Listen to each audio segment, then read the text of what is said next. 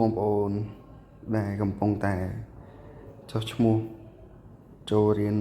ភាសាកូរ៉េតាមប្រព័ន្ធអនឡាញដែលរៀបចំឡើងដោយ HOD កូរ៉េដោយសារតែមើលទៅឃើញមានបញ្ហាច្រើនចោទជាសំណួរថាក្រោយពីខ្ញុំតេស្តកម្រិតរួចតែខ្ញុំត្រូវធ្វើអីបន្តអញ្ចឹងឡើយនេះដែរពេលដែលបងប្អូនតេស្តកម្រិតរួចហើយបងប្អូនចុចមកលើវីដេអូសិក្សាអេឡិចត្រូនិក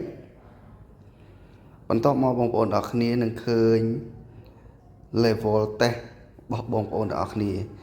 បើបងប្អូនទាំងអស់គ្នាតេស្តបាន level 1 និង level 2 បងអាចចុចលើ level 1 level 2ហើយដើម្បីរៀនបានបងប្អូនអាចចុចទៅលើមេរៀននីមួយៗហើយនឹងមានវីដេអូខាងក្រោមបងអាចរៀនបានហើយចំពោះអ្នកបាន level 3 និង level 4អាចចុចនៅ level 3 level 4ចុចសិក្សាទៅតាមកម្រិតមេរៀនបានអញ្ចឹងមានតែប៉ុណ្្នឹងទេអរគុណ